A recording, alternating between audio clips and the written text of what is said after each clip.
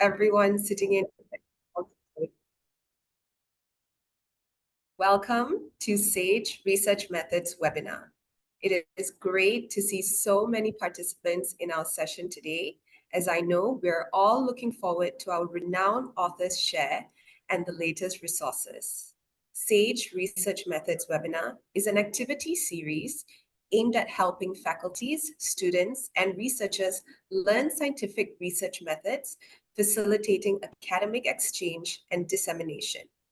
We have conducted several sessions regionally in the past years, but this is the first time we have covered the entire APAC region. Once again, welcome all of you today.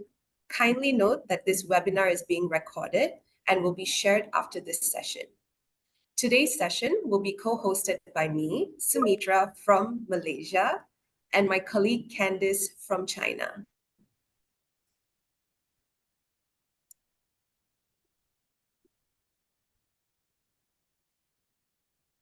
Now let me share some housekeeping reminders before we begin.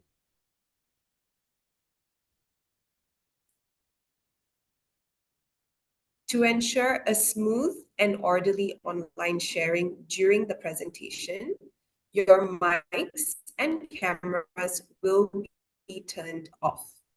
If you have any questions, please feel free to share them in the chat box or Q&A section. We will consolidate all questions for speakers to address during the Q&A session at the end of the webinar. We are giving away 10 compactable laptop stands for 10 lucky online attendees, which will be selected and informed via email after the webinar. At the end of the webinar, we will invite you to provide feedback via a survey, and the related materials of this webinar will be shared to the email address you have provided on the survey. Now, let me introduce the invited speaker, Professor John W. Creswell. John W. Creswell is a professor of family medicine and is a senior research scientist of the Michigan Mixed Methods Program. He's also a renowned author in the field of mixed methods research. He has published numerous articles and 34 books. He's one of the founders of Mixed Methods Research and promoted the development of this area via many academic works and academic activities. Just to go through a quick timeline of some of his outstanding achievements, in 2007, he founded SAGE Journal of Mixed Methods Research. This was the first international academic journal focusing on mixed methods research. In 2014, he was the co-founding president of the Mixed Methods International Research Association. In 2017, he co-authored the American Psychological Association Standards on Qualitative and Mixed Methods Research. In 2018, his book, the fourth edition of Qualitative Inquiry and Research Design, won the 2018 McGuffey Longevity Award from the United States Textbook and Academic Authors Association. It is truly an honor for me to invite him on behalf of SAGE to speak today. Presenting Professor John Creswell.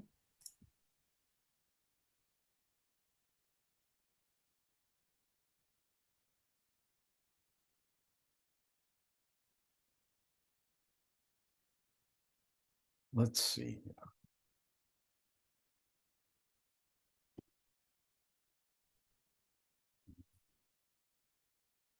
And can this stop my sharing? Yes, I'm trying to share here. Okay.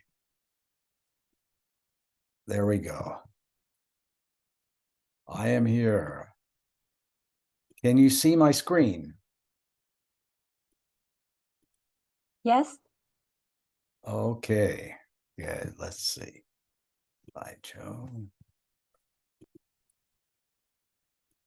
There we go. Okay, my slides are up. Well, thank you so much for that kind introduction. And it's such a delight to be here. So many people have signed up for this webinar. And I'm just thrilled to speak to each and every one of you and to talk with you about research methods and to talk with you about my own personal approach to writing about research methods. This is titled Writing About Research Methods and Expanding Culturally to Asian Countries. So this will be an unusual presentation for me where I'm going to talk a little bit about my books. I always start my presentations acknowledging Dr. Mike Fetters, who passed away last summer, who was my co-founder of the Mixed Methods program at the University of Michigan, a leading mixed methods researcher. He was the editor of the Journal of Mixed Methods Research for 8 years. Just a great friend, a brilliant colleague to work with in the mixed methods field. And I think many of my ideas, innovations in mixed methods really go back to what I learned from Mike Fetters. Well, I always start my presentations with a little bit about myself so that you know who I am. I'm an applied research methodologist. I mean, that's my specialty. It's been my specialty for many years through being a faculty member in educational psychology and now being a senior research scientist in the mixed methods program at the University of Michigan. I have a strong international interest. I was a Fulbright scholar to both South Africa and to Thailand. I'm considered, I think, one of the first founders of the mixed methods approach back between the 1985 and 1990 time period. There were about 9 people from different disciplines in different countries that all came to the same idea of how can we put quantitative and qualitative research together. I also co-founded the Mixed Methods program at Michigan with Dr. Fetters in 2015. So now that program has been operating for about 8 years. It's an excellent training program, and we offer workshops several times during the year, both online and in person at the University of Michigan. And these programs have been very popular, drawing in a large international audience. I'm probably best known as a research methods book writer. I started writing my research methods books in 1994 with my first Sage publication. I live in 2 places, but mostly these days in Japan, Shiya, Japan, which is near Osaka, Japan. And I'm sitting here looking out my window at my Japanese garden where I see the bright red leaves on my Japanese maple tree. And across the street is a large persimmon tree with persimmon orange fruit all over it. So I've got a beautiful place here in Japan. And then in the summers, I live in Honolulu, Hawaii, where I teach a mixed methods course at the University of Hawaii. You can go to my website. We also do consulting services from Osaka, Japan. And you can go to my website and see the consulting services that we provide. You may be interested in my background as a research methodologist and how I've evolved and changed over the years. I really feel that a person needs to renew themselves over a long 40-year career. I started as a quantitative researcher, really in the field of educational leadership and sociology back in the 1970s. By 1985, I was teaching qualitative research at the University of Nebraska. So I added qualitative to my background. By the late 1980s, early 90s, I was writing about research, mixed methods research, and adopted more of a social science perspective. Around 2003, I saw that mixed methods and qualitative research were becoming new and were gaining a lot of interest in the health sciences. So that's when I began working with Michigan in the health science area. And now I think I've added yet another dimension to my work where I'm very interested in Asian research and extending research methods globally, especially mixed methods and qualitative research. And I'll talk a little bit more about that in my presentation as I proceed. I actually have 7 books that are very active right now. And I'm going to be talking about my SAGE books today. But generally, my books divide into 3 categories: general research books, research design books. My research design book from SAGE. I have an educational research book from Merrill Education. And then I have 2 qualitative research books that I'll be talking about today: the 30 Essential Skills book and the Qualitative Inquiry and Research Design, the 5 Approaches book. And then I have 2 books from SAGE on mixed methods: an introductory book called a concise mixed methods understanding of research, a concise book. And then I have the more advanced designing and conducting mixed methods book from SAGE that is the more complete. It's a very large book. I need to say also that after writing all of these academic books, I wondered if I could be a literary writer. So this last spring, I put up on Amazon my memoir, which is called Uncovering Grief. And this is really a story about how I became a writer and how I began dealing with the loss of my mother at age 5 and the impact that had on my writing and on my adult life. And so I uncovered my grief by studying my mother's life in this memoir and then learning a lot about myself. So this is unquestionably the most personal book that I've ever written.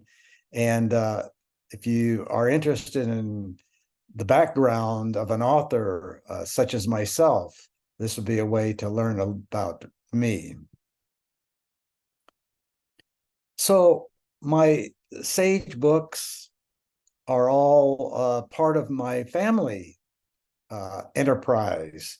You see here on the left, my son, David Creswell, and he's a mindfulness specialist, health psychologist at Carnegie Mellon University and holds a distinguished chair there. And David is a co-author with me on the research design book from SAGE.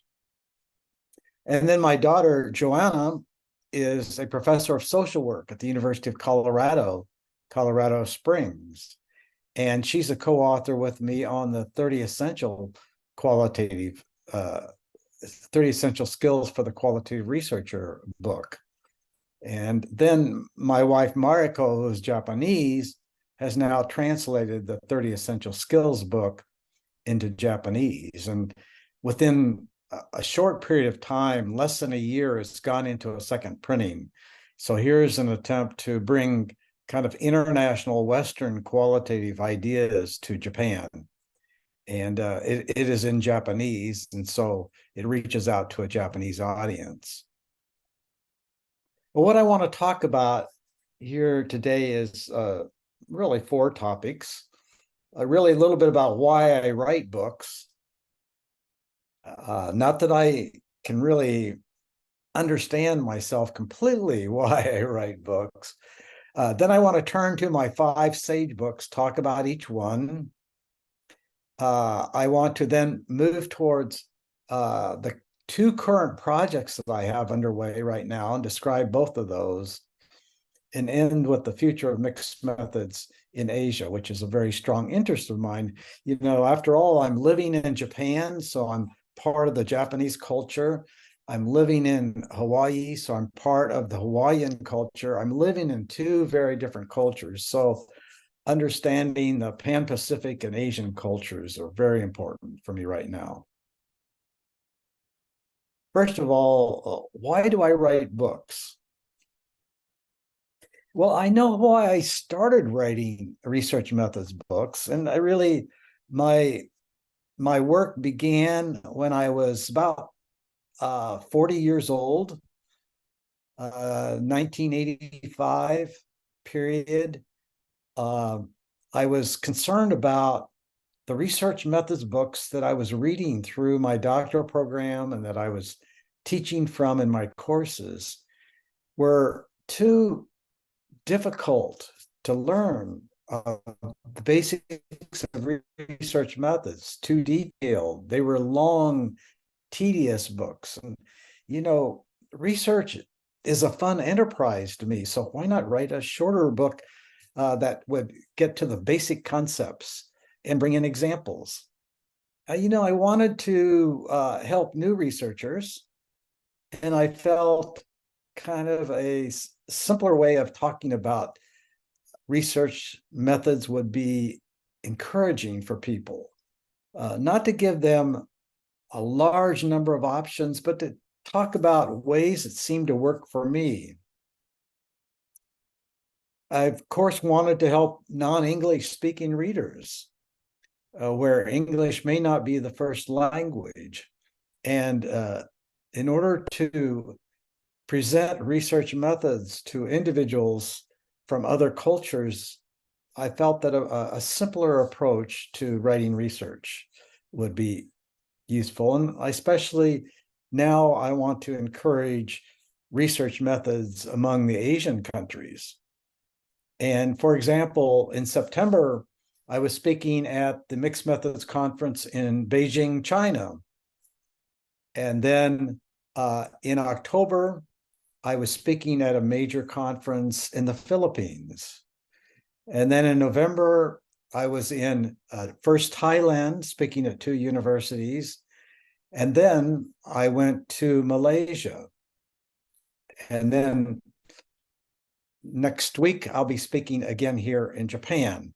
So I'm very curious about how mixed methods is being adopted and used, and how research is being conducted among the Asian countries. A lot of writers that write books can't really explain why they do that, and I'm not sure that I can fully understand why I do that. But if you read my memoir, you'll learn about how through writing you can express emotions and feelings that you may not be able to verbalize openly. It's a reason why artists paint and musicians develop music scores, and writers write books. So that's a little bit about the background of my thinking of writing the books.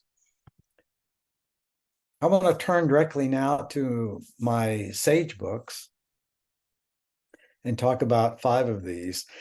All of my books come from my teaching.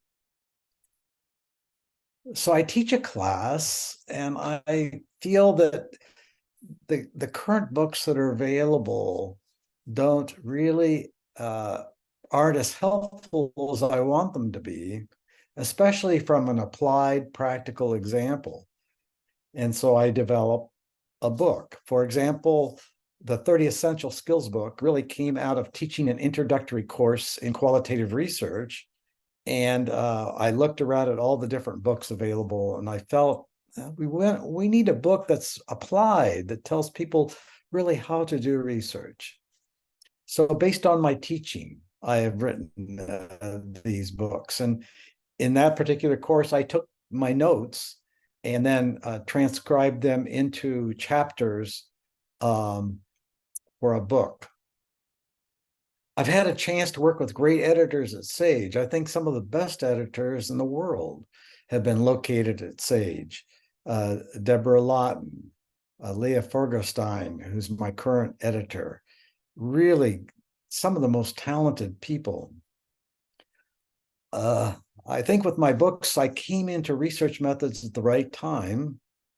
If you think about the middle of the 1980s, qualitative research was gaining interest as a legitimate approach to research. Quantitative had always been there as an approach. So by putting the 2 together in my research design book, 1994, I think I did something that was needed at that particular time. I kind of pride myself on short, simple books that get right to the major features. I bring in a lot of the studies that I've worked on, and over the years, I've had a chance to work with hundreds and hundreds of doctoral students and master students on their projects. So I have a lot of personal examples. On all of my books now, except the concise introduction to mixed methods research, I have co-authors working with me.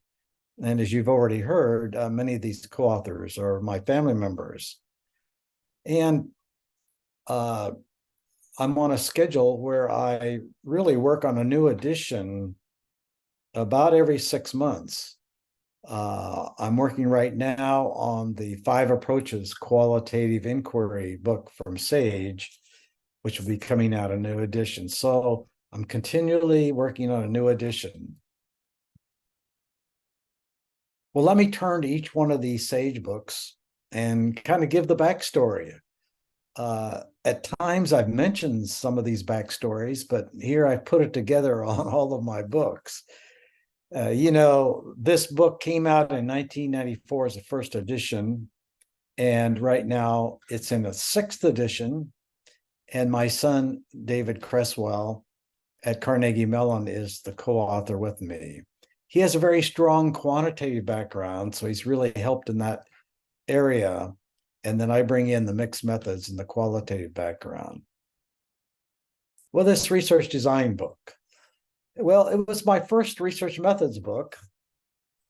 And it started in kind of an unusual way. Again, in the classroom, I had a doctoral proposal class.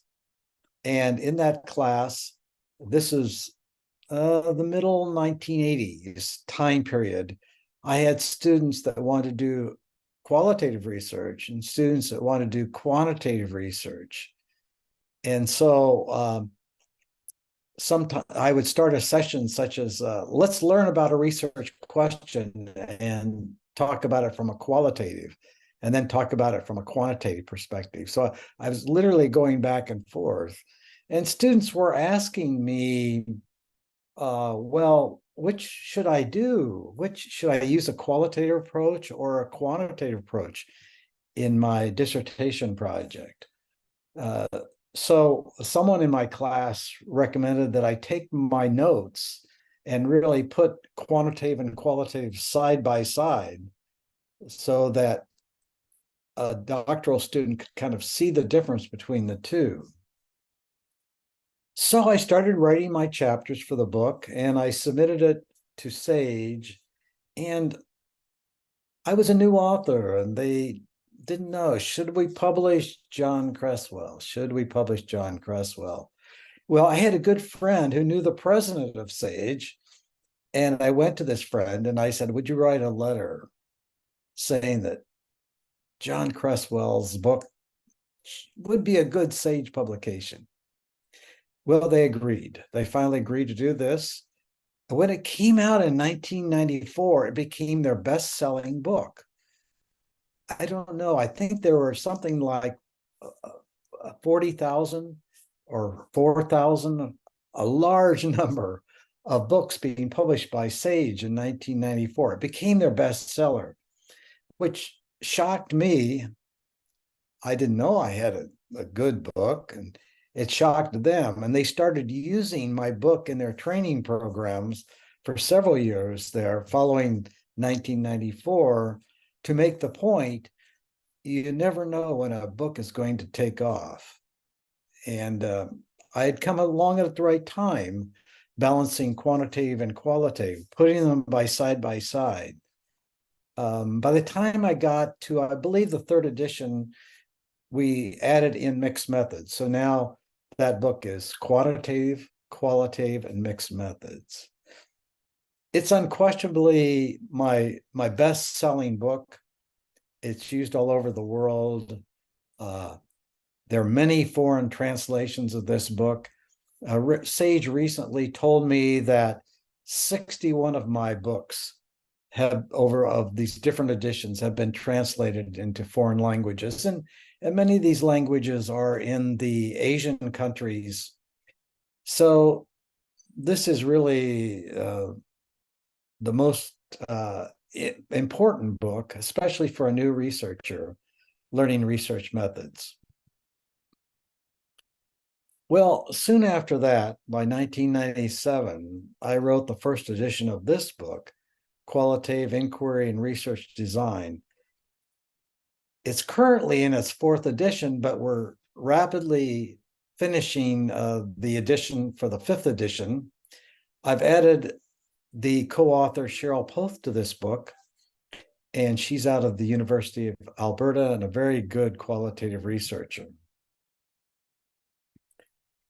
What I saw when I started working on this book about the mid-1990s was that qualitative research was not just one approach. There were several approaches to qualitative research. If you are familiar with the Guba and Lincoln 1985 naturalistic inquiry book, they really talked about doing case study research. But by the early 1990s, I was seeing separate books on grounded theory, on ethnography, on phenomenology, all coming out from major authors. I wanted to present the major approaches. You could call these modes of inquiry or designs in qualitative research.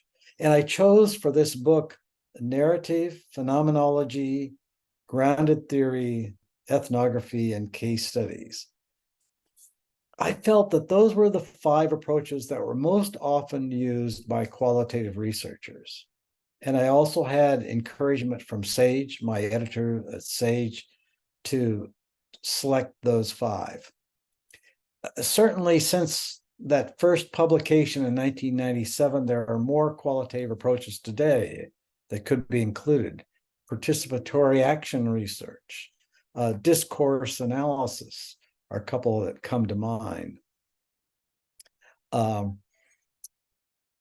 I've stayed with these 5 because I think they are really central to conducting qualitative research. I wrote this with the idea that this would not be an introductory book, more of an intermediate book. After a person learned the basics of qualitative research, then they would move on to these discipline-based analytic approaches such as narrative, phenomenology, grounded theory. But over time, people have started using this book as an introductory book. It has won the McGuffey Award, so I'm very proud of that distinction.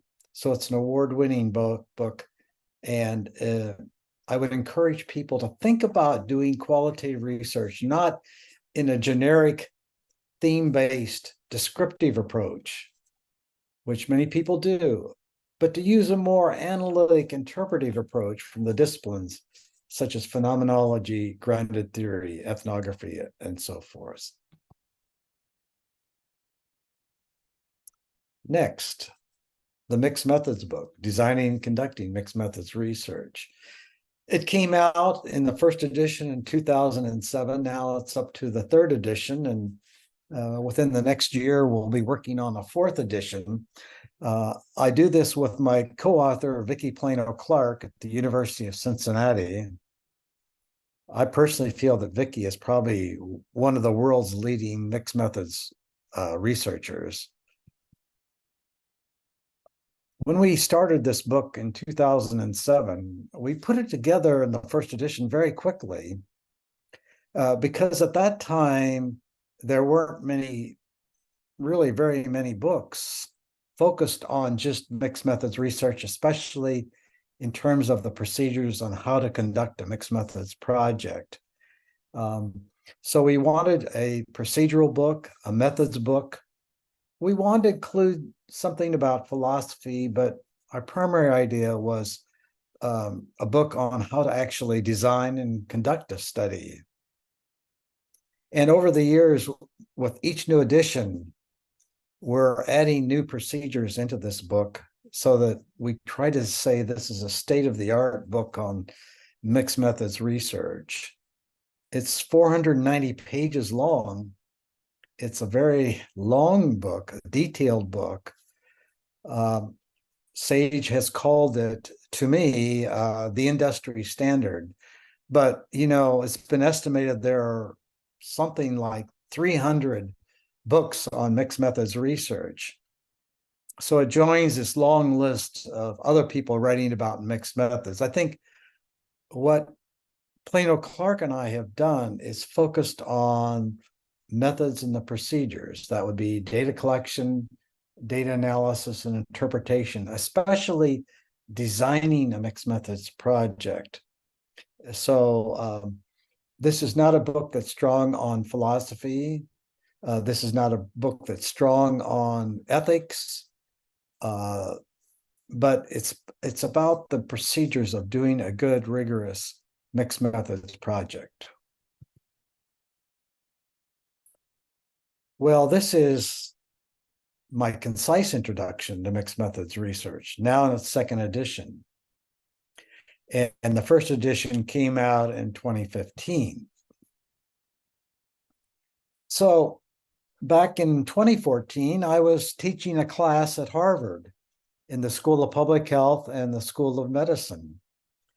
It was a very interesting class. I had faculty from Harvard in my class, and I had graduate students, mostly doctoral students. And it was a short course, so I wanted to introduce them to mixed methods research. And I was bringing in at that time my book with Plano Clark, the big book for them to read. And several of the participants of class said to me that big book with Plano Clark is just too much to read, too many pages. And, don't you have a simple version of mixed methods? So I really wrote this book in response to the big book to come up with a shorter, more concise discussion to kind of focus on the major concepts in mixed methods research. And so it was definitely a response. And what I did was I took my lecture notes from Harvard, again, an example of my books coming out of my teaching, and I would then write a chapter on each lecture that I gave. Well, this is a short book. I say it can be read by an English-speaking reader in 2 to 3 hours. And my daughter has tried it out and attests to that. It's a short book. I went to Sage and said, we need an inexpensive book. So I know that this book started out, and even today is not very expensive. Because it's short and inexpensive, it's been translated into many languages around the world. And that just absolutely delights me with my global interest in research methods, that people can read about how to do mixed methods research by reading this small mixed methods book. Well, let's turn next to my qualitative book, The 30 Essential Skills for the Qualitative Researcher. The first edition of this came out in 2015, and then my daughter, Joanna Baez, is the co-author with me on this, and we put together a second edition in 2020. Unquestionably, this is the most practical book. It came out of teaching that introductory course in qualitative research, not finding a good book for me to use, taking my notes from each class and turning them into chapters. And I had my graduate assistant sit on the front row in that class, and I had him write down every question that a student asked during and after the lecture. And then I would take those questions and pose answers and put them into the book. So it's practical from that standpoint of including student feedback all the way along in all of the chapters, and in bringing in my own personal examples of how I've done qualitative research. For example, I have interview guide or protocol in this book. So I give you the best example that I've known of how to put together an interview guide for doing a one-on-one interview in qualitative research. I think this book is really aimed at the person who is beginning qualitative research.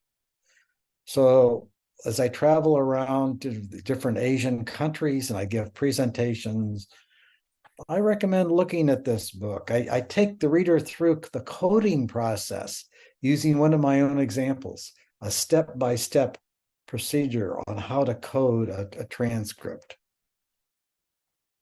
I say also, read this introductory book first to establish a foundation for qualitative research, kind of a descriptive thematic approach.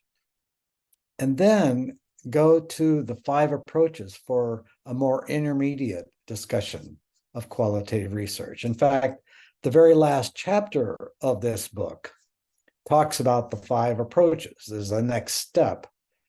But learning the foundation, the core ideas of qualitative research is what I hope to accomplish in this book. And bring in, it's unquestionably the most applied book that I have written. Okay, that's a little bit about my 5 SAGE books. You can see I've been very lucky. I know my books are being read throughout many of the Asian countries, and I appreciate all the readers. And hopefully I'm able to present research methods in a way that's understandable to a non-speaking, English-speaking audience, as well as to beginning researchers. I want to talk a little bit now about 2 of my current projects that are underway. The first is what I call a simplified model of mixed methods research.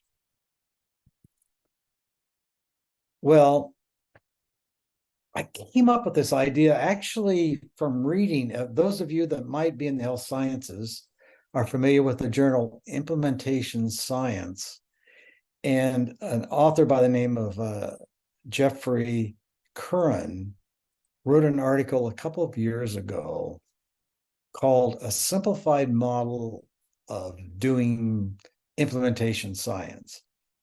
And I've been studying implementation science as a procedure for several years, but when I read Curran's article, I finally understood what it was.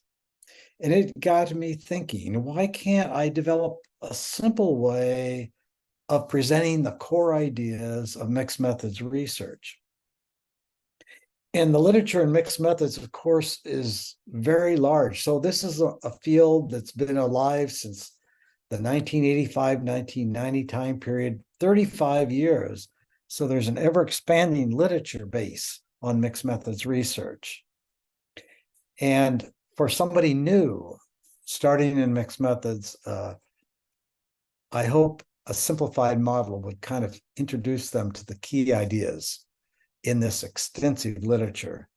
I want to reach an international audience, especially an Asian audience, with mixed methods research and encourage mixed methods. New researchers, I felt, could profit from a very simple model of how to conduct mixed methods research. I wanted to include in my model current innovations and procedures. You know, mixed methods is like a fast-moving train, and I feel like I'm running to keep up with it and running to understand all the new changes. In fact, every time Plano Clark and I put together that Designing and Conducting Mixed Methods Research SAGE book, we've added in the new procedures that have come along. And, you know, every methodology develops over time, new ideas. So I want to be sure to include current ideas. And I often think about doing research in terms of steps, especially when I get to data collection, data analysis. What are the steps that are involved? So I wanted to put together a simple model that was a process of steps that were connected. And then when I looked at the mixed methods literature recently in the last 5 years or so, or going back even to 2007, I saw that there were new ideas being introduced in mixed methods, but these ideas were in isolation. A definition of mixed methods research, an article on how to do integration in mixed methods research, an article on how to display in a table the integration, a book by Dr. Fetters on meta inferences. But these procedures were not linked together in terms of a process model. So I developed this model. Here goes. 6 steps on how to do mixed methods research. Start with a mixed methods problem where quantitative and qualitative data both are needed in order to understand the problem. Collect both forms of data. Place these databases within a set of procedures, or what we call mixed methods designs. And rather than keeping the two databases and their analysis separate, we need to do both analyses, but then bring them together. A mathematician in South Africa said, mixed methods is like 2 hands coming together, John. We're going to integrate the 2 databases.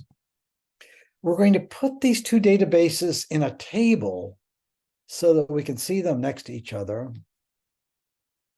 And then finally, we're going to analyze what we see in that joint display table and draw some insights. So in a mixed method study, we get insights from what we learn qualitatively.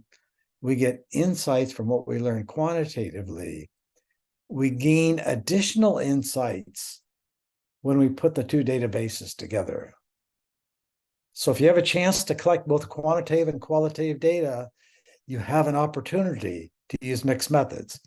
And these 6 steps, I think, are the core ideas of doing mixed methods research. And if you understand these, most of the literature written in the field of mixed methods relates to one of these 6 steps.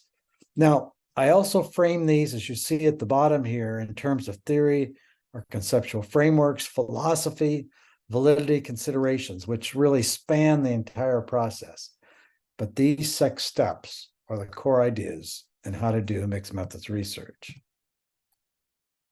So I want to explain each step just briefly here. I'm not going to go into extensive discussions. I'm writing an article about this now for the Journal of Mixed Methods Research. But the first step is your research problem, or the question you're looking at. Is it best to gather multiple perspectives? And is it best to gather both quantitative and qualitative data to understand these perspectives? So let's gather both forms of data. Now, people differ in how they define these 2 kinds of data, but I see quantitative as close-ended, where the researcher gives response categories, like poses a question in a questionnaire and gives a response category: strongly agree to strongly disagree. In qualitative data, it's more open-ended. A question is posed, and then the participant forms perspectives about that question. And I've listed here the forms of data that we typically gather under both quantitative and qualitative. And I make my slide presentation available to you so that you can look at this in more detail later. Third step, let's put these 2 databases within a set of procedures. Well, over the years, there are many design procedures for doing mixed methods research. The 3 core designs that Plano Clark and I talk about are convergent design, where you gather both forms of data and merge it in order to really compare the 2 databases. an explanatory sequential design, where you start by gathering quantitative data and follow up qualitatively to explain the quantitative results in more detail. And then the exploratory sequential design, where you start qualitatively, use that information to then develop or modify quantitative measures that are then tested out.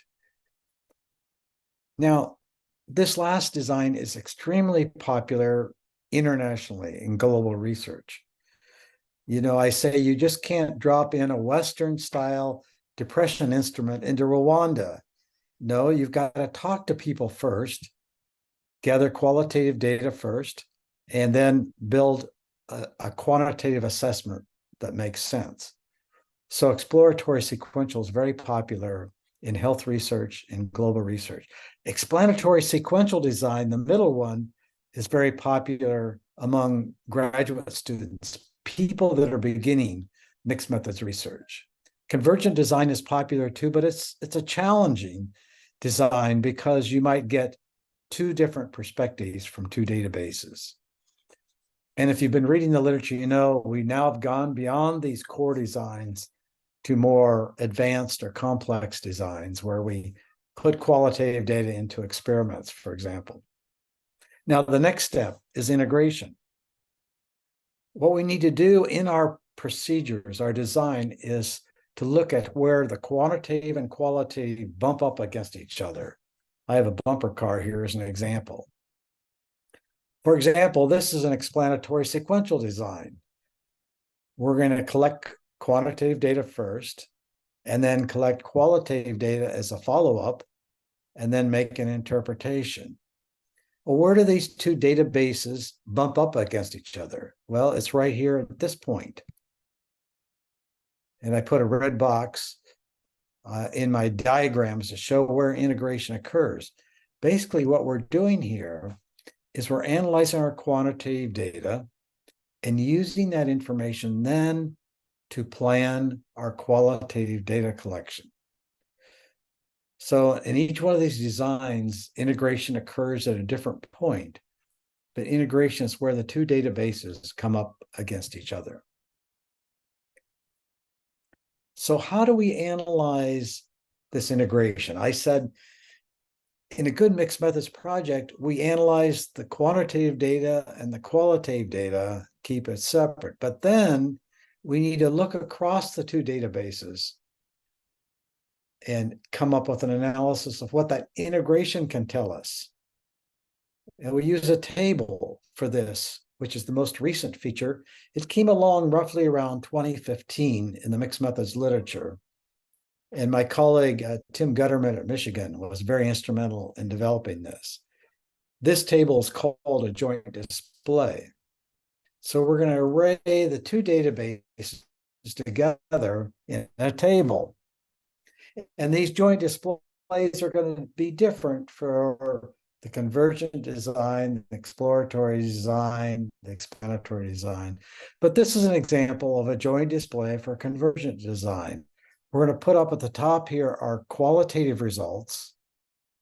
And in this column, we're going to have our quantitative scores. Let's just say the scores are high, medium, and low. We can look at these cells. We can say, okay, how did the high scoring people talk about theme 1? Or how did the low scoring people talk about theme 3?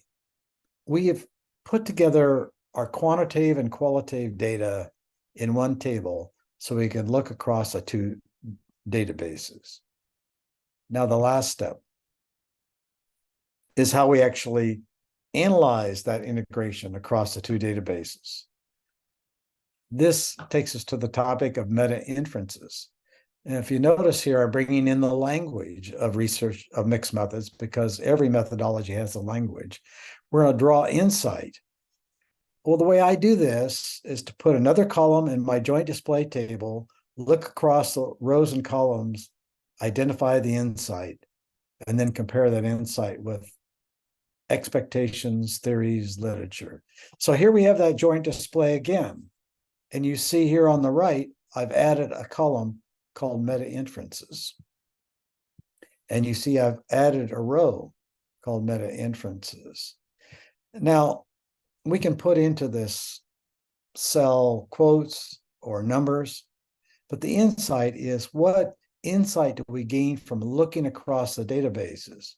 For example, I can look across the high scoring people and see how they differed on the 4 themes and draw insight and compare it to the literature, compare it to theory. Or I can look down a column and see how people from the high, medium, and low scoring groups responded to theme 1 in the same way or a different way.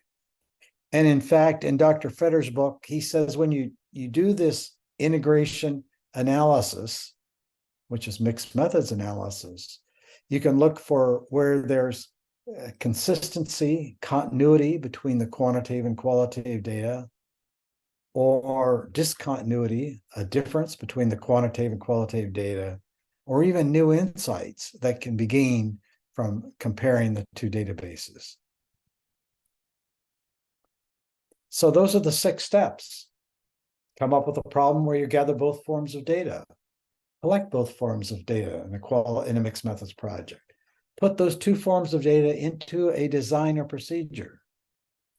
Look at where the 2 databases connect, integration. Do an analysis of that integration through a joint display, and then draw insight from what you learn from that integration in meta inferences. Simple, isn't it? Just 6 steps. These are, I think, the core ideas. Well, let me talk about my second line of interest besides the simplified model, and that is really to expand the use of qualitative and mixed methods research globally. In terms of mixed methods, I've developed 3 phases to this research project. First, how are people using mixed methods in different Asian countries? And then secondly, how are they adapting it to fit local perspectives, traditions, cultures, doing research in a culturally sensitive way? And then finally, how is mixed methods being used to then study the social issues, some of the problems in different Asian countries? This is a project that now we've moved through phase 1. You see, going way back to 2015, I was organizing panels at the Mixed Methods Global Conference on expanding mixed methods. And you can see the 7 countries here that I had on my panel to talk about how mixed methods was being expanded. And then in Japan in 2019, again, I pulled together a panel from China, the Philippines, Thailand, Taiwan, Japan, and Korea. I work with Professor Hatta and Dr. Fetters to develop this. By 2021, in Japan, we had a global conference on how to expand the reach of mixed methods in Asia. And then a symposium in 2022 at the Mixed Methods Global Conference involving the US, Japan, South America, and Jamaica. And then this last September in Beijing at the University of Peking, the 5th Asian Mixed Methods Regional Conference had speakers from Japan, China, the Philippines, Korea, organized by Professor Chu at the University of Peking, all talking about the use of mixed methods in different Asian countries. And now I'm proposing for this next July at the Mixed Methods Global Conference in Jamaica, a symposium with members from India, Japan, the Philippines, Korea, and China. These panels have all focused on the use of mixed methods research in Asian countries, some of the challenges to conducting mixed methods research in these countries, and some of the developments, the innovations, the procedures, new conferences, new journals, new associations. I was just in the Philippines in October, where they are forming a new association of mixed methods research. That's the first phase. And we know quite a bit about how mixed methods has expanded in the Asian countries and some of the challenges. But the phase two, how are the countries shaping mixed methods to fit and be sensitive to the culture? I'm very curious about that. I'm working now with a researcher from Malaysia who's actually has written a book about how qualitative research needs to adapt to the Malaysian culture. And also what social problems has mixed methods been studying. We have examples in the mixed methods literature, whether it's looking at immigration, looking at the pandemic, looking at the resettlement. Mixed methods is ideally suited for studying complex problems because of its extensive data collection. So what studies have been written in Asian countries that incorporate their cultural perspective and also have an impact on stakeholders, policymakers, decision makers? These two phases are the ones that I'm be working on through the spring and the summer. And again, that global conference this summer. And now, unfortunately, I have India in our mix of countries that are being involved. So what would I recommend for extending mixed methods in Asia?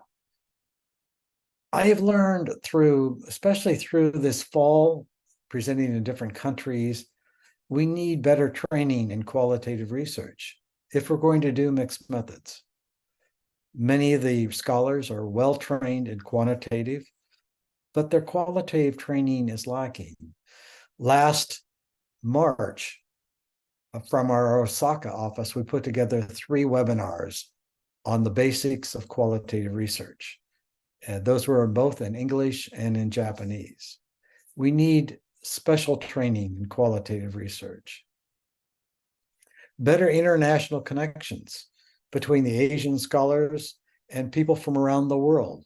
Mixed methods now is a worldwide movement with programs, chapters, affiliate groups on every continent. I do think we need to document the impact of mixed methods research, especially on critical problems in different countries, where we can actually study some of these problems and still be culturally sensitive to the needs of the people. We need more translations of English books, and we need books in specific languages. So I just put forward an approach by an author in Malaysia to do a translation of one of my books into the Malaysian language. We need to simplify the methods for how we do research. And in my presentations to the different Asian countries, I start with, here's a simplified model of 6 steps for you to get started in mixed methods research. Well, I hope this has helped a little bit to share what I'm like as a person, what I'm like as a research methods writer, a couple of my current projects that I'm working on. And I hope to answer any questions that you have here following our discussion, our presentations today. So thank you very much. Jamata.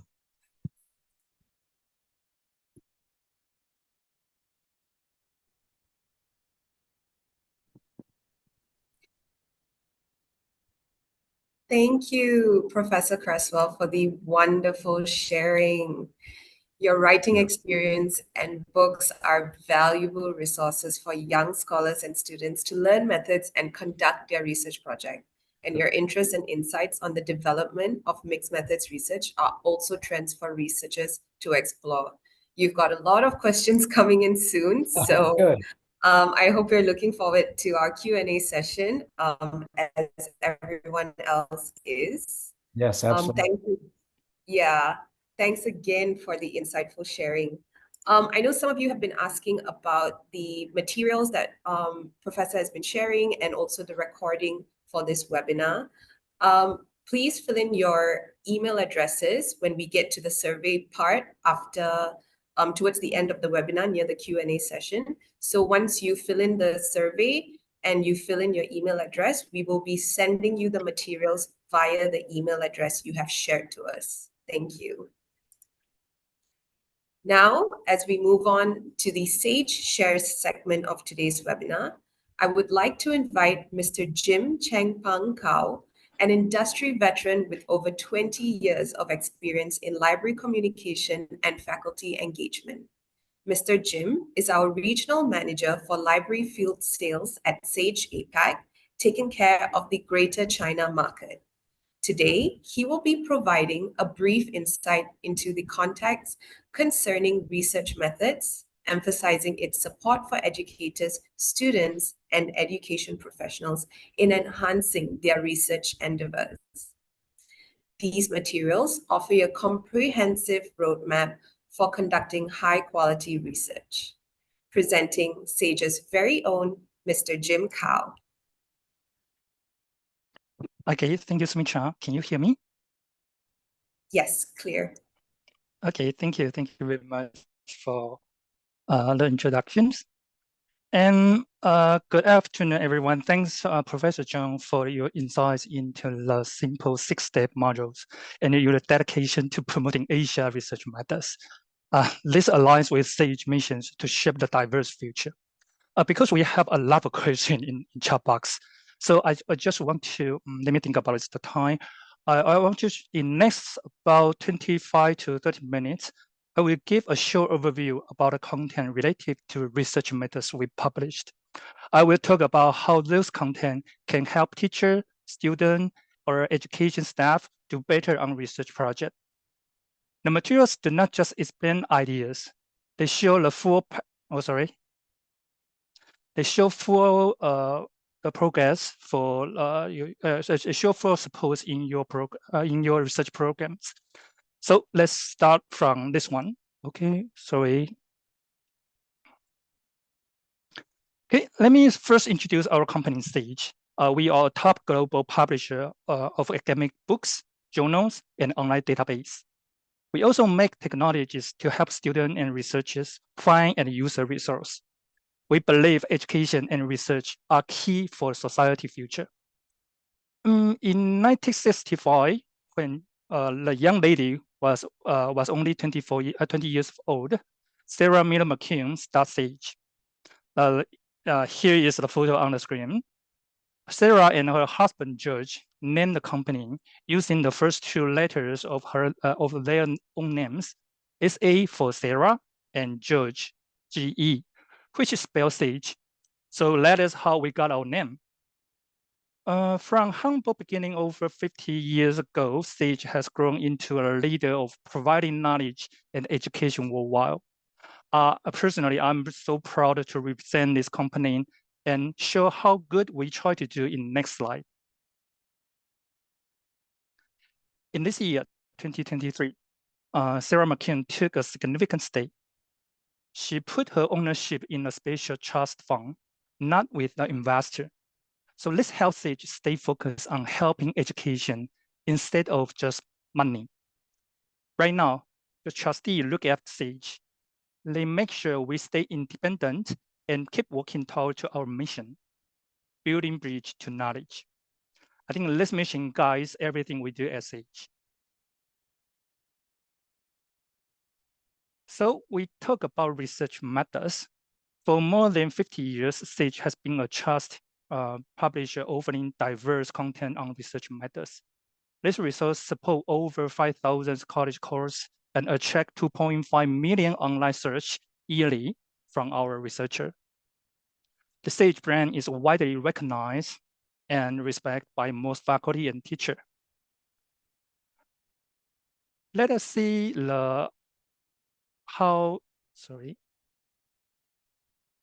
Professor Murphy from Temple University praised Sage roles in research methods.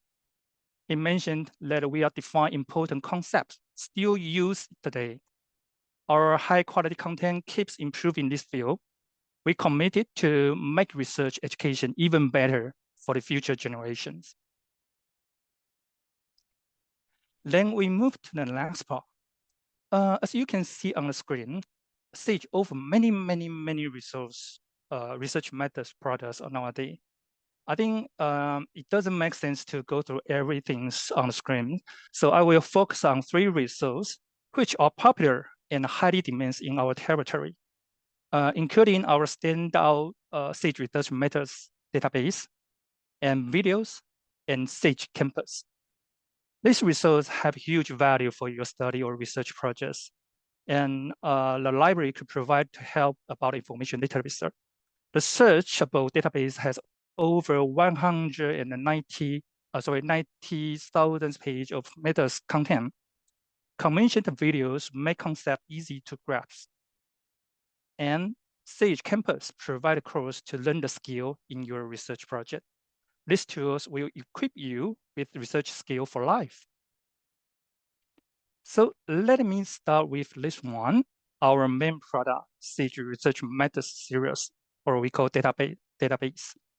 These resources are designed to accelerate research for everyone, from beginner to experienced professors.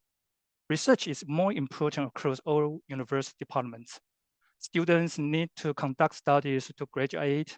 Faculty need to publish studies to shape their fields. And also the library also need to help the information literacy. Sage Research Methods is there to support every group. The content covering each step of research, from developing question, reviewing literature, project design, and data collection to analysis, and how to writing up your findings and publishing. Our quantitative, qualitative, and mixed methods content is unmatched. We simplify research into manageable steps, ensure users don't feel lost. So this product covers every aspect of research for any field and keep updating to support your research or studies. So in Sage Research Methods database, we also have many collections to meet different needs or research. For your research, for your teaching, or for your self-learning. We have organized the content in 3 parts. As you can see on the top left are our fundamental collections. That is, we recommend for all kinds of users. Those data or those information could answer your question about research methods. Below those are our multimedia groups, match specific topics. For example, as you can see, if you are interested in doing research online, we have a collection. If you are focused on, you want to do the data visualizations, there's another collections. On the right side, there are 8 Sage Research Methods video collections. These videos can supplement teaching or independent study. User can choose collections to support or reaching or teaching. The variety of content allows the customized choice for different goals or interests. And as you can see, there is 2 highlighted. That is what we will publish in 2024.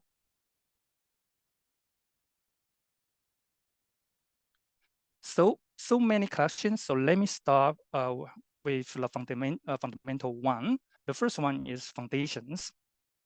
Our foundation is an intro guide to methods and key thinker. Many experts globally expand terms for qualitative, quantitative, and mixed research. But there is more than definitions. Those texts links to relative ideas. This help you understand the theory as part of a whole system. So what's the benefit? First, the brief descriptions allow quick learner for the new topic. And then seeing connection between the concept expand your perspectives. The third previews build core knowledge for more study or field work later. Then move the most essential collection of our database.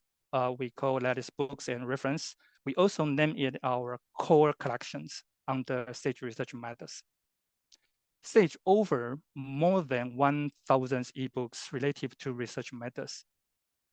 Actually, these are not only PDF versions of those books. What special is we divide and index the book's content into sections like items, paragraphs, chapters, or entire books based on the methods terms. This helps readers understand one concept from different books and different authors simultaneously. Plus, that is a user-friendly filter function, allow you to go from easy to more complex contents. This way, every user group can find the right resource to answer their own question about research methods. Additionally, we developed some usable platform based on those value content. Okay, let me turn on my laser point here. Oh, it's over there. We have Project Planner. You can think of it as a travel guide for your research journey. It takes you through each step of your project, offering brief description, question to consider, checklist, and links to the more detailed contents on the platform. We also have another function called Methods Map. That is the visual guide showing how different methods are connected. Broader or narrower functions help users to find the exact content they need. The last one is reading list. People can create and save the list for resource. This list can be public or private. You can view others' lists, and teachers can customize reference lists for their students. And in this collection, we also want to mention two famous book series from Sage. First, on the left side with the green cover is our quantitative application in the social science series. That is well-known to explain the statistic methods used in research.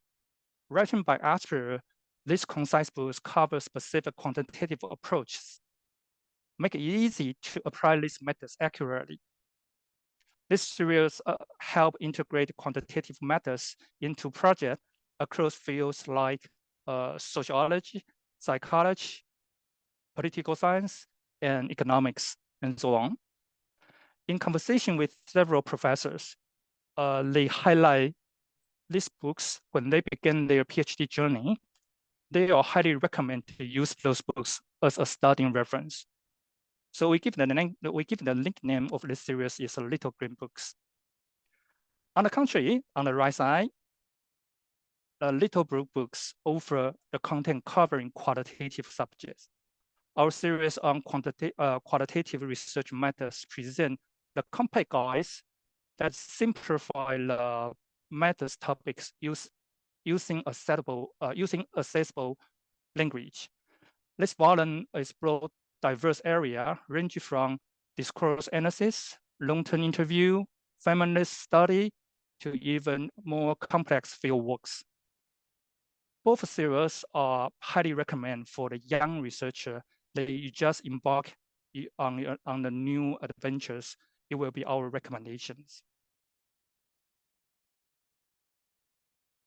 Then we go to the next collection under the Sage Research Methods. That is my favorite collections, Sage Research Methods case. Those cases share the real stories, how researchers conduct their research. Over 2,700 stories. This case represents the challenge. The most important is the challenge and the success of research across different subjects and methods. For instance, if you are education students, you can find the one professor use, for example, like action research in education field. Each case is written by the researchers themselves. They explain why the researcher choose the methods they did, how they overcome the problems in their research, and then what they may have done differently with their hindsight, the reality of research that you cannot find from the journal article or textbook. They undergo review by Asper and offer the teaching tools such like discussion point, learning materials. This case serves as valuable resource for teaching methods or inspire your students prepare their own research project. Then the next part is SRM dataset. We observe the content from books and reference that we call collection, core collection, to build the knowledge of research methods. Then we learn the the challenge and the difficult and the success from the case to realize how those methods can be applied to the specific subject. And then the natural question arises, do we have a suitable data set to practice in advance? Here, Sage Research Methods dataset step in. It provides more than 500 sets of numbers, scripts, photographs, and other source for both qualitative or quantitative research using. It supports various programming language like SPSS, Python, or if you do the qualitative, you have NVivo. These datasets come from the actual research, but have been improved to be used for learning and teaching. Then we end the first part of Sage Research Methods foundation and core and dataset. Then we move to the next part is Sage videos. Sage videos offer more than hundreds of hours of videos covering research methods and the statistic comprehensively. These videos includes tutorials, real-life examples, expert discussion, and more. They are like a complete course on research methods. Instead of solely reading about the conducting interview or data analysis, a student can watch this video to see the process in action. Teacher also can find it useful to sparkling discussion in the class and the demonstration the various approach. Additionally, this video can be integrated into online learning systems as well. There is total 8 collection, and I just want to highlight 2 video collection that are welcome in our territory. The first one is data science, big data, and digital methods. Okay, it's over here. And which let use master software tools, for example, like Tableau, Python, and R, with step-by-step tutorials and learn how developments in big data and digital methods, which can be applied to the social science. Another one is this one, practical research and academic skills. That one can show how you manage your academic project or research project, right for academic, and how to present your research. So let's two is the collection I want to highlight. Now, let's shift our attention to the resource. It's greatly benefit for young researchers in preparing at every stage of their academic journey. Post-pandemic, online course has become a go-to method and because the flexible and efficient learning. And Sage Campus is our response to this demand. And probably you have a question, what's the difference or what's Sage Campus apart from the other online course? I think there's a key features we want to share with you. Firstly, we prioritize the practical skills throughout the entire research process. Our product is designed to align with the research progress. Our editorial team focus on bridging the gaps at every academic stage, ensuring researchers acquire essential skills for complete their projects. Sage Campus caters perfectly to demand of research methods, teaching or self-learning in university. It supplements the classroom learning by offering tailored content to help students develop practical skills corresponding to the theory covered in their classes. So we talk about the Sage Campus content pathway. We offer a diverse range of courses covering all academic study stages. There is something for everyone, from undergraduate students enhance the critical thinking to graduate students, they improve in their data literacy or delving into the data science. Even the professor or the researcher aiming to publish in journals, they can find the tailored support here. For instance, okay, let me zoom in more about this part, sorry. In analyzing data, we provide introductory courses that are highly popular, including, for example, like Introduction to R, to Python, We also have intermediate Python skills course for researchers thinking to enhance their data skills. On the right side, in the Getting Published sections, we guide the learner from choosing a journal to writing a journal article, and finally, understanding about the submission and refining the touches. Throughout this course, experts share their experience around the clock. They offering support from start to the finish. And that is the reason we designed this product. Okay, I quickly introduce the main products of the stage published relative to research methods. In the end of section, I would like to provide a few examples across different scenarios to demonstrate how those various resources can be used and applied to practice the different research methods. In very early stage, when we did, for example, like desk research and literature reviews, we also have various product can support. For example, on the right side, there is many products where we can provide the content relative to this topic. So let me take examples. For example, like on Sage videos, the first one, how to build a literature review. That it will be okay. This is a 3 minutes animations to illustrate how to build a literature reviews. So it will have a quick introduction to including how to have an outline, examine the database, use keyword search, and avoid parallelization. Sorry. Okay. And then on the second one, we talk about, for example, like we do the course under the Sage campus. We click on conduct a literature review. This one, it provides about 5 hours course for the beginner to learn through the entire process of preparing a literature reviews.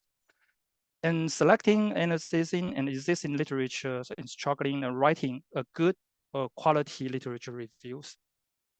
And that is the 6 modules in this course. And of course, you can download the full syllabus to understand the course, the content of the course.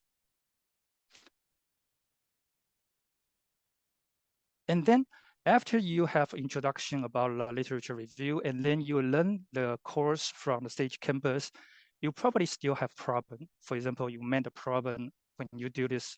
Then we have the Sage research methods under this here.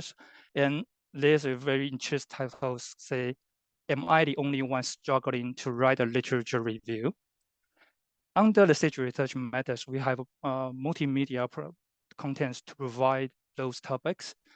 Yep, that is Dr. Zina used 10 minutes to explain the struggle they will overcome and write a literature when they write a literature review. She also provides a step-by-step guidance on writing a persuasive literature review. They talk about some common challenge. They also how to improve. They also provide details for the learner. Okay.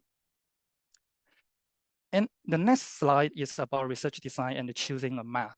We also have very much contents that we can offer this contents.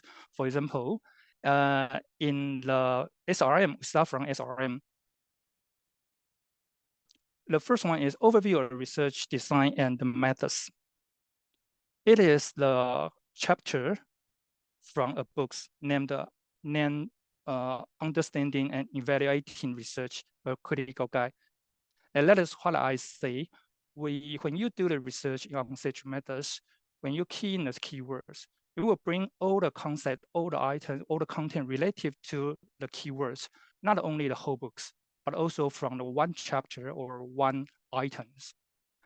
In this articles, there is a quick overview for the research designs. On the right side, there is an index of the whole articles. and you can quickly click and go to the place you want to see. And also there's a function called the research methods map that we'll mention it later. Okay, back to the research design and choosing a map.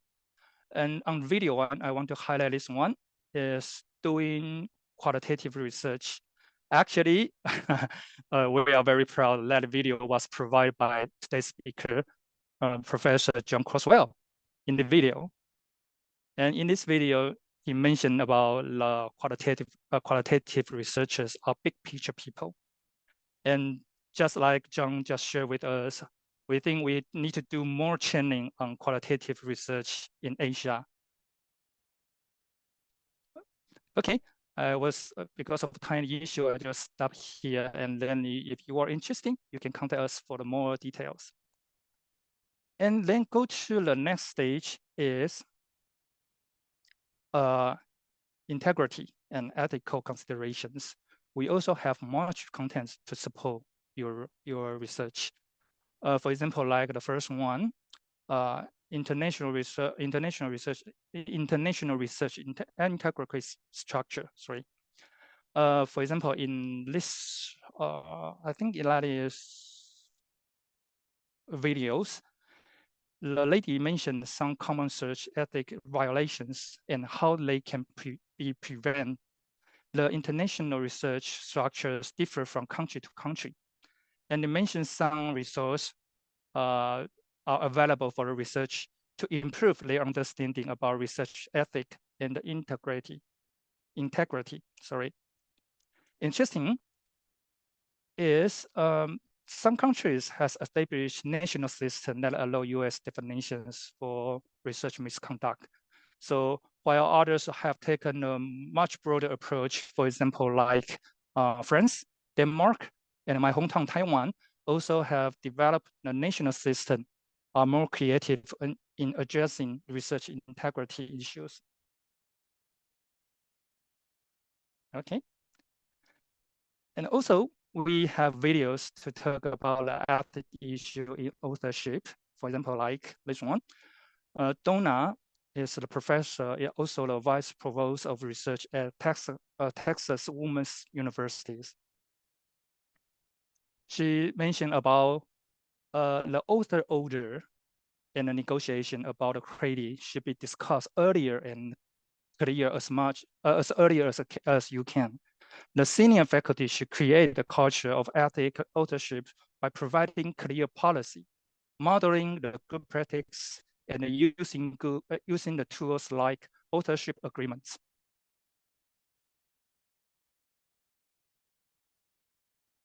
Okay, and then we go to the Sage campus. Of course, we have how to get your data online. This kind of content and course. And because of time, we just bypass this one. And how to in collecting and analyzing data, we also have a lot of various content can provide to you. Just let me take the sample, for example, like Sage Video Big Data. Professor Eric discussed the benefit and the difficulty when using social media platform to get the large amount of social science data.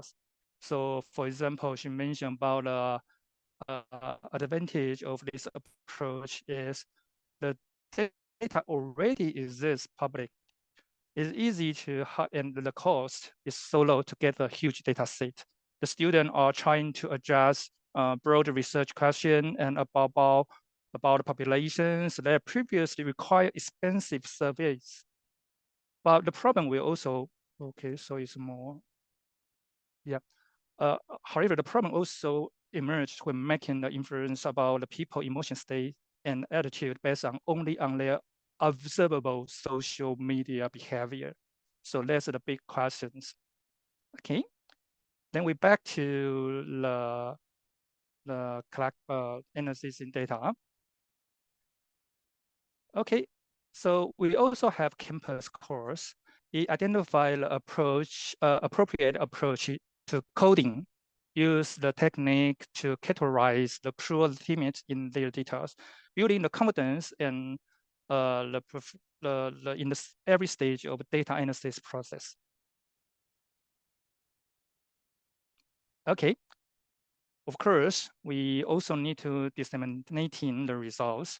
We also provide a lot of contents that can help you to do this process. And in SRM2, preparing to present at an academic conference, this one, through a discussion between a research and PhD students, you can realize how to prepare or to present in academic conference.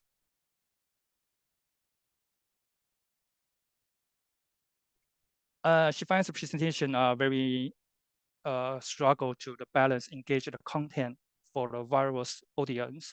So they have a long discussion about this part.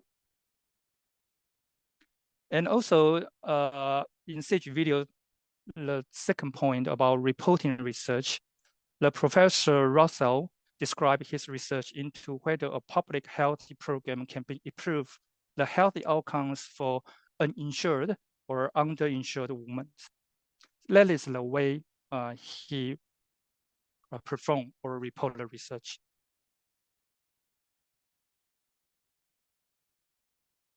Okay, so all right, I think that is concludes all what I want to present today. Okay, and I hope this presentation has provided a comprehensive understanding about the stage test methods results we have over. And then let me just pass back to our host, Sumitra. Okay, thank you, Jim. Thank you for giving us an overview of SAGE's publishing and research methods and the most latest resources on methods learning and teaching. And believe among today's attendees, there must be many researchers, lecturers, or students have adopted Professor Zhuang's textbook or utilized SAGE research method resources, SAGE Campus online course, or SAGE books or journals. So we look forward to engaging with you further in your learning and teaching experience. For those who haven't tried SAGE resources, you can fill in the survey and let us know your interest. And we look forward to being your reliable friend in your learning, teaching, and researching. So we can now start with a Q&A session. Professor Zhuang and Jim, please kindly see the questions on the slide. We have collected many questions. It's about 4 pages in total. And the first 3 pages of questions are for Professor Creswell. And as time limit, you can select some of the questions to answer. You don't need to answer all of them. And the final page, we have 3 questions for Jim.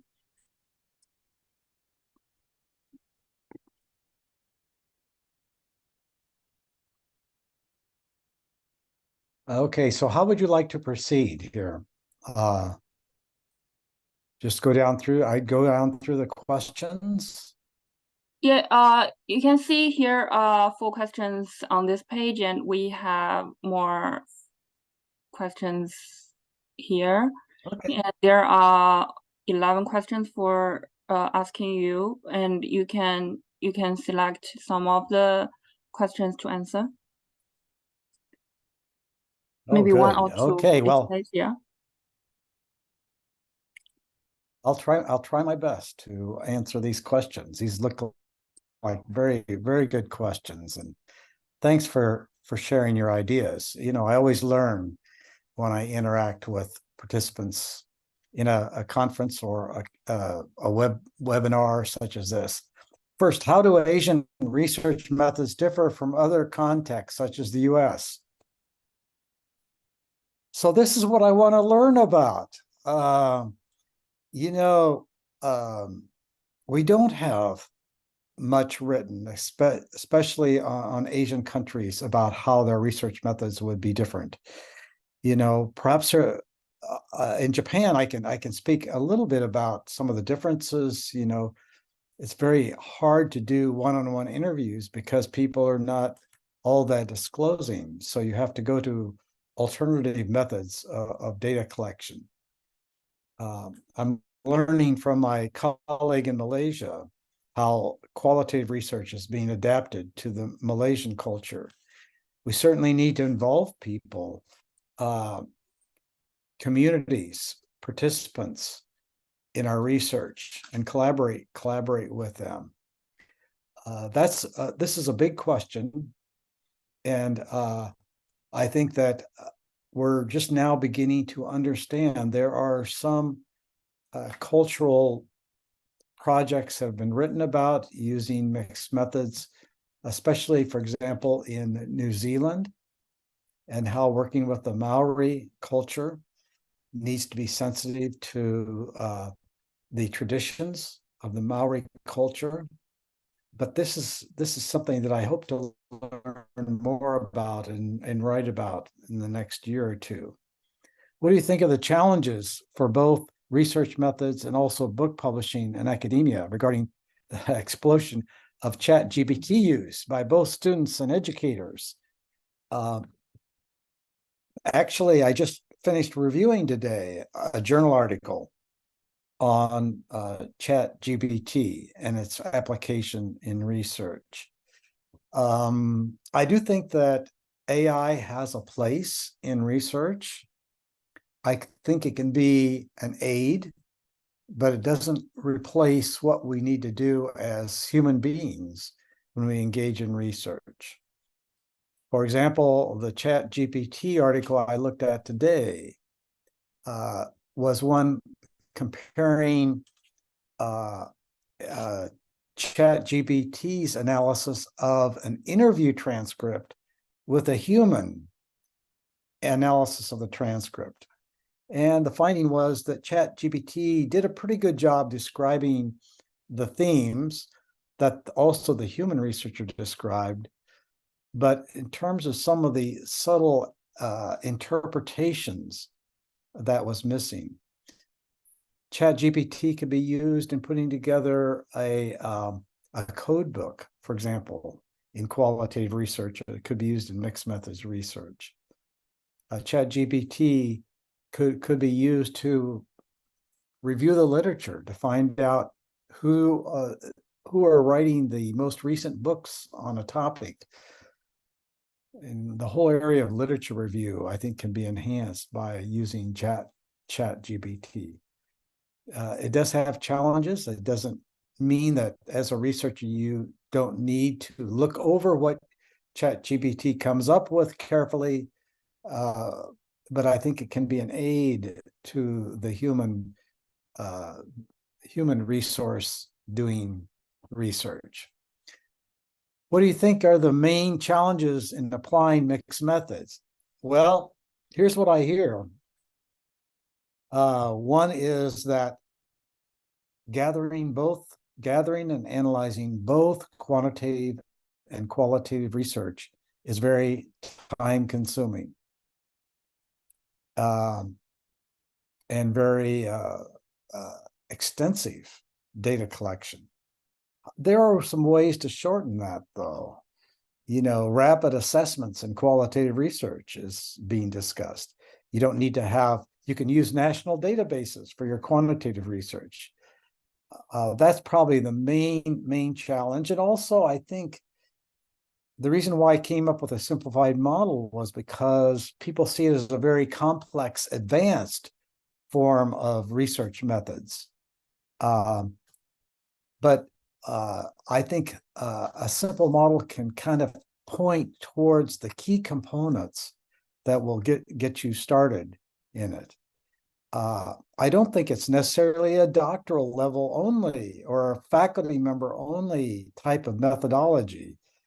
I think even undergraduates could use it. I've heard from high schools that are introducing mixed methods at the high school level. And does the duration of study limit the triangulation of both quantitative and qualitative methods in a PhD thesis, particularly? Well, the duration of study could be a convergent design where both quantitative and qualitative are gathered roughly at the same time. In family medicine, where I often work on some projects, these family medical doctors are very busy people when they do research. They can go out to the field and gather data once, and if they can gather quantitative and qualitative at the same time, it's more feasible for them rather than an explanatory design which has two phases over a different period of time. So mixed methods does not need to be a time-consuming data collection process. What's the most difficult challenge you have encountered in completing your books, and how did you cope with that? Oh, what a great question. The challenge. Well, right now, I'm working with all these co-authors on my books, and some of the co-authors are new to doing edited books. So having to discuss with them how to work with Sage, for example, how to work with copy editors, how to do the proofing stage, how to work with the typesetters. These are some of the challenges.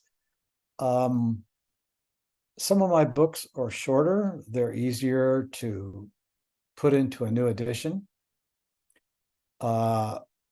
One challenge, of course, is that you get feedback. You know, I've had feedback from as many as 7 or 8 people who have reviewed a current edition of the book and have all suggestions for how to improve the book, which means I have dozens and dozens of pages of comments about how to improve a book.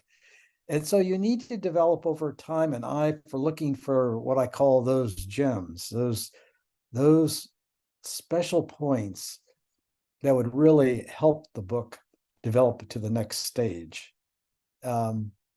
So sorting through reviewers' comments to a book is very challenging. I would suggest first of all, I would suggest working with Sage.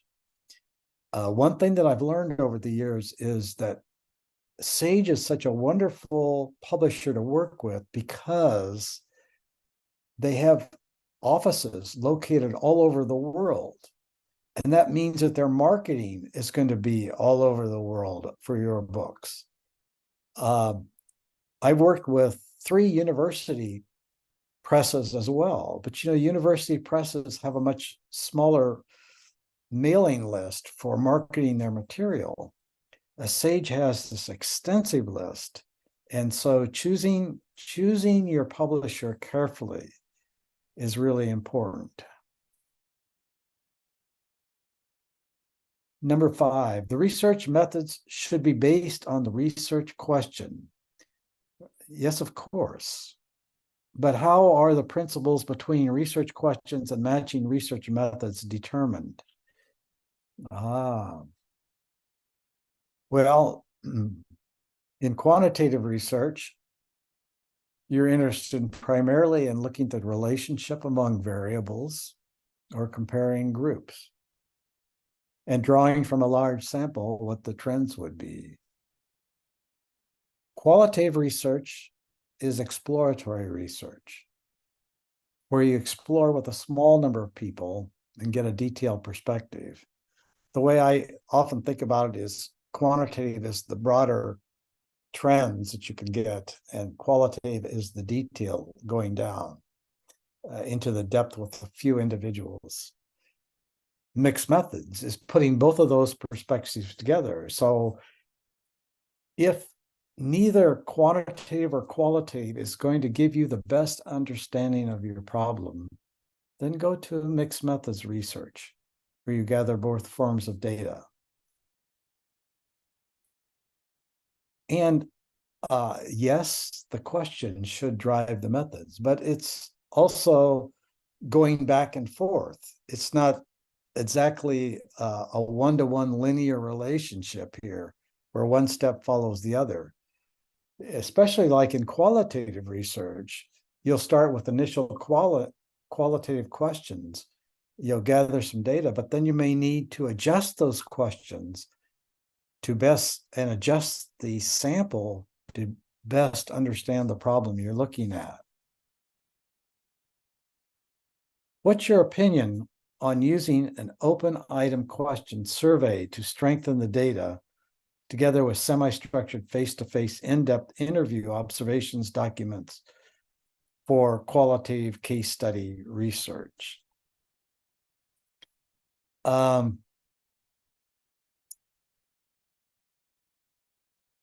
think in doing qualitative research, of course, you could have some open-ended questions as well as semi-structured, more structured questions.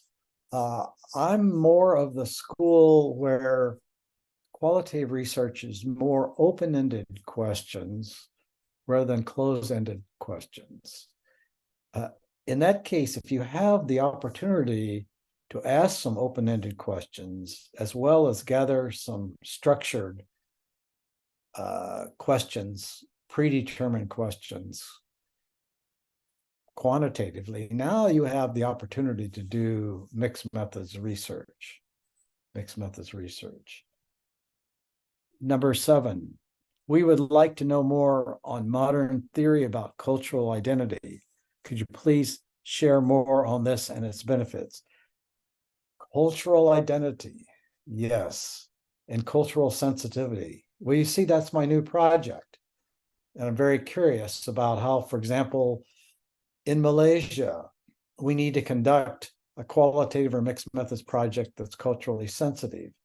How that would differ from how we conduct our project in Japan or in India or in the Philippines.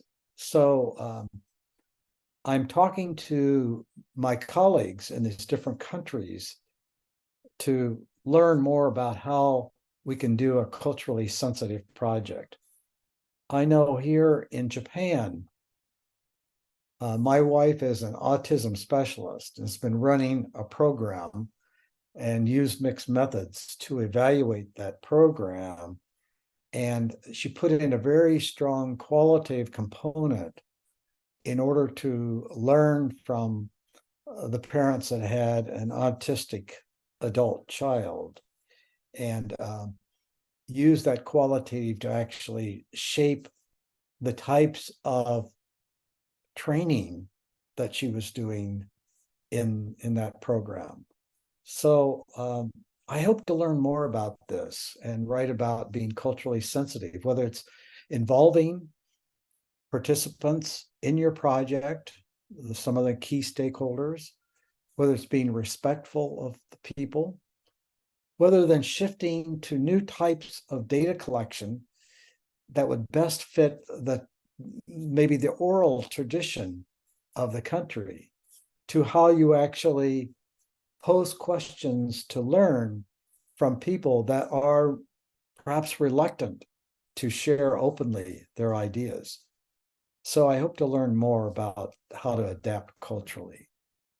An attendee has conducted a phenomenological qualitative study involving one-on-one semi-structured interviews. For triangulation purposes, we plan to do a quantitative study. The question is, how do we determine the required sample size of the quantitative study? Yeah, sample size, both qualitatively and quantitatively, are questions I often get.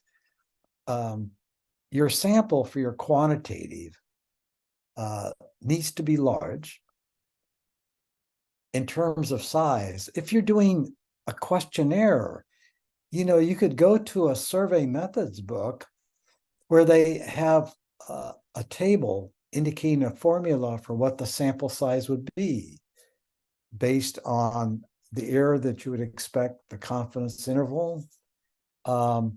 If you're doing more of an experiment quantitatively, you could use a power formula for identifying the sample size.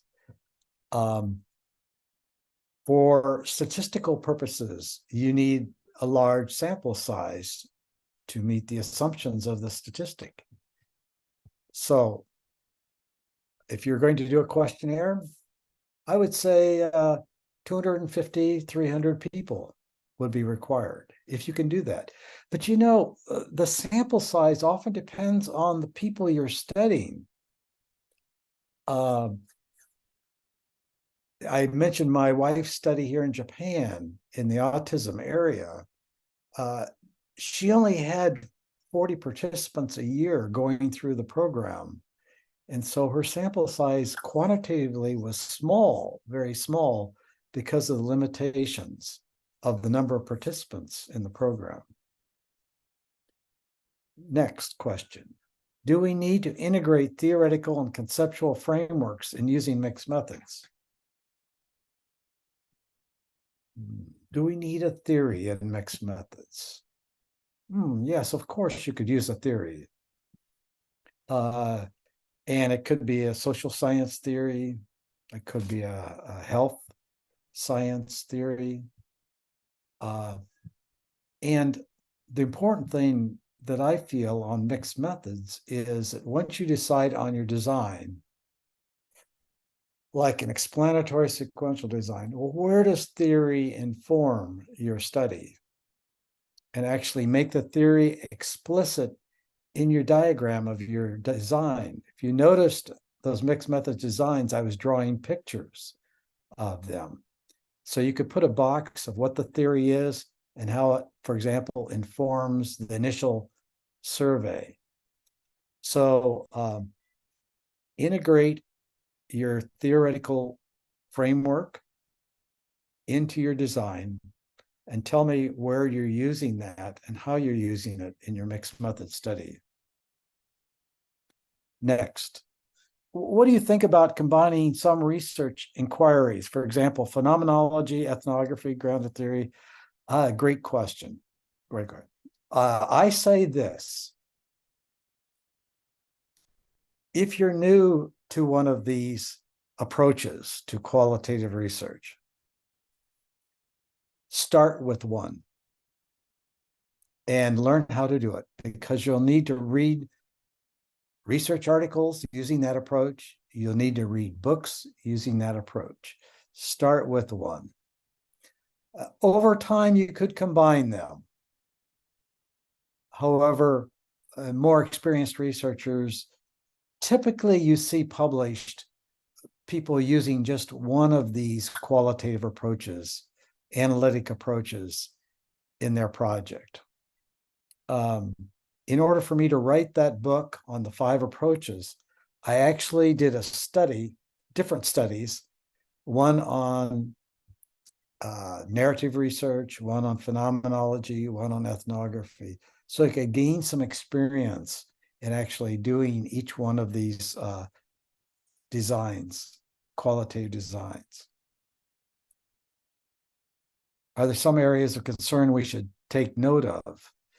Of course, but and in our 5 approaches book, my book with Cheryl Poth, we talk about some of the challenges in doing each one of these designs. So I would direct your attention to that book. In your perspective, how should a PhD student know when it is the right time to employ a mixed methods approach? Great question. Well, I would use mixed methods, number 1, if you have an opportunity to gather both quantitative and qualitative data. Remember, your quantitative doesn't necessarily need to be a big database. It could be a national database, an existing database, secondary quantitative analysis of that database. If you have a chance to gather both quantitative and qualitative data, and you feel that the quantitative relationships need to be explained qualitatively, or the qualitative data does not give you the best picture of a large sample from a population, a bigger picture, then it's time to use mixed methods, I think. In global research, I mentioned that exploratory sequential design is very popular. Well, people cannot bring into instruments into Japan, Western instruments into Japan, and administer them as they exist in the Western way of thinking you need to explore first, and then modify the Western instruments to fit Japan. So an exploration, if you don't know the questions, you're working with a population that might be somewhat unusual. You're working with a population that has a strong cultural orientation. I think these are reasons to begin thinking about a mixed methods where you start qualitatively and then move to the quantitative phase. Now, as I look back over all of these questions, so many of them have to do with qualitative research. Yes, thank you, Professor John. Thanks for the elaborate and thorough explanation. And now we have 3 questions for Jim. Okay. The question is how we apply for the sage research methods resource, or we can pick out the necessary resources and get access online. Okay, you can see that on the screen there is a QR code that we provide a free trial for those resources we mentioned today, except the Sage Campus, because Sage Campus is online course. We have the trial hub to let you know, and you can read all the syllabus to understand the course. So for example, like video we mentioned, and or we talk about a case data set, and even the core collection like books and reference, all are available for trial. And please feel free to scan the QR code and have a trial on this. Okay, what kind of a certification Sage Campus course will provide? Which is best used at self-learning or CAS? Yeah, we have the certification Sage Campus is provided by the professor who for example, like host the course, and then he or she will sign the certifications with Sage brand. That is the certification we have. And which is the best use of it? Self-learning. Okay, both of them are we are recommend to use. Of course, we provide a different function. The whole course is under the previous system we call Blackboard. That is for online course. So if you are a teacher or you are the professor, you can assign your student to join a certain module or a certain course you create. Or even you want to self-learning, you can go through our, just like I mentioned just yesterday, just I mentioned just now, because we have, we call the research pathway. You can learn from that pathway from, depends on which, for example, if you are graduate students, you can start from the critical thinking. And if you are experienced professor or researcher, you just want to know a certain topic, you can go to the course directly. So it really depends on your situations. The last one is, can you explain more about writing research on qualitative? I think that is questions for John, is not for me, right? Well, you know, writing a literature review for a qualitative study really depends on the audience, your field. If you plan to publish it in a journal, whether they would look for a literature review in qualitative, your advisor, what they would recommend. In my qualitative books, I talk about the literature review falling in qualitative in a couple of places. First, well, 3 different ways. One, you can have the literature review to help frame the research problem you're looking at the beginning.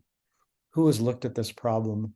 What have they found out? You can have a literature review as a separate section where you summarize all the literature going up to and ending with your proposed study.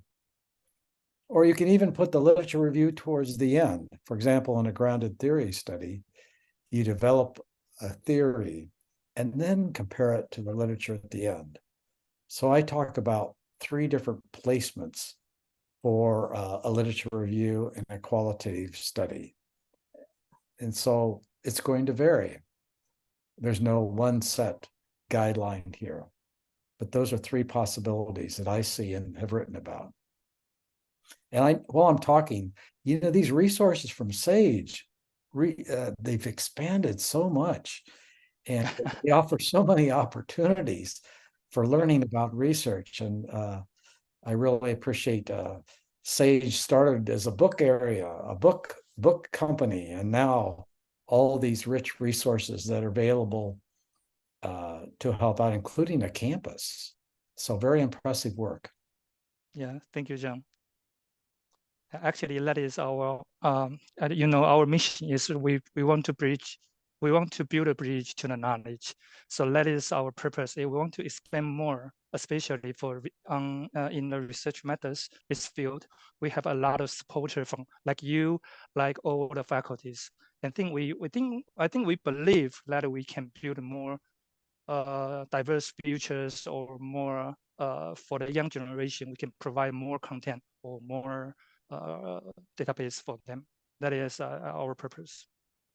Yeah, if I have one thought to convey, is that research should be fun, and it's interesting, and it's creative, and it gives you a chance to write out your ideas.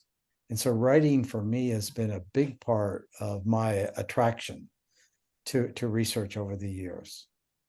Yep, thank you. It's very important things for all the researchers. And thank you, Professor John, and thank you, Jim, for your further sharing and explanation to these questions. And we can feel the enthusiasm of attendees and the desire for further communication. As time limit, we will stop here today. And thank you, Professor John Creswell, again for accepting our invitation and preparing for this wonderful presentation. And thanks to all attendees today. Hope this webinar bring your valuable resources for learning, teaching, and inspire your research in some way. We will stay 3 minutes for those who haven't scanned the QR code and fill in the survey. Then the meeting room will be closed. So have a nice day, and I'll see you next time. Thank you all. Thank you, everybody, and arigato gozaimashita. Okay, thank you, everyone. Okay, bye-bye. Thank you, John. Thank you, Jim.